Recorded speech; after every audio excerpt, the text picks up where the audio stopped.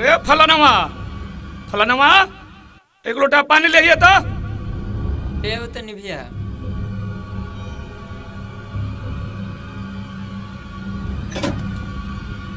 ले भैया पानी पी ली घामा में से आइल हो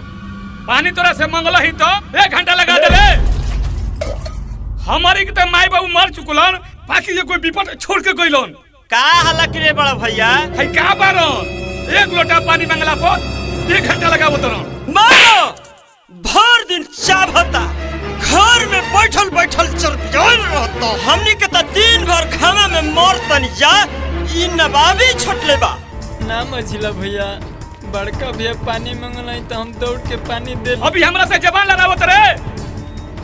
हाँ भैया ई बहुत ज्यादा चालाक बनता भैया ज्यादा पढ़ लिख जाई तो बहुत बड़ा आदमी बन जाई आ हमनी के गरीबे रही आज के बाद लिखाई पढ़ाई तोर बंद भैया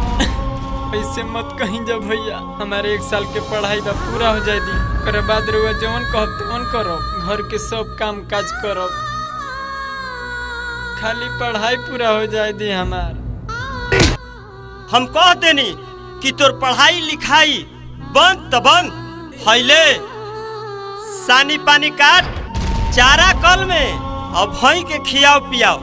न तो मार के तोर पिठिया पर चमवा छील दे चलो हो भैया हमनी के ढेर काम बा चला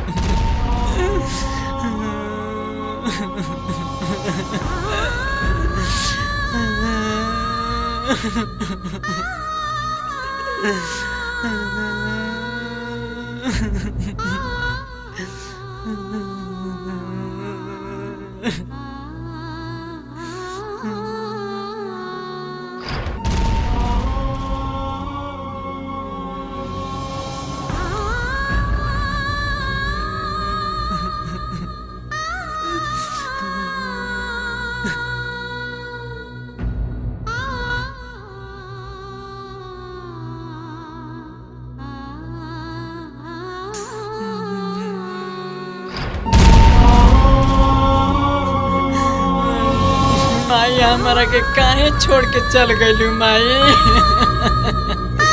बाबूजी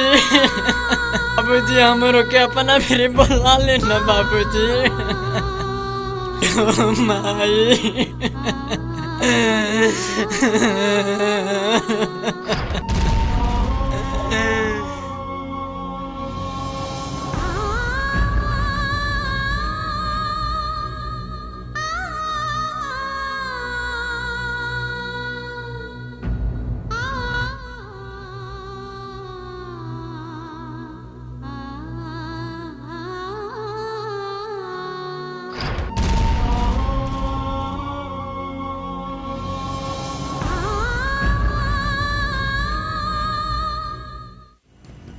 कहाँ रे ए खाली को आदमी तोरा समझ में नहीं आवा तो ई ऐसे ना मानी भैया आज के बाद एकर हम सारा झंझटे खत्म कर देतानी धर चल आज के बाद तो झंझट खत्म भैया ऐसे मत करी भैया निकल जा हमारा घर से बाकी हमारा घरे जनई है वो नहीं मर जाइए बाकी हमके घरे जनई है एगो हमनी के कपार पर से बलाए विपत ओरिया गई ठीक कहत रह चलो ठीक कहत रह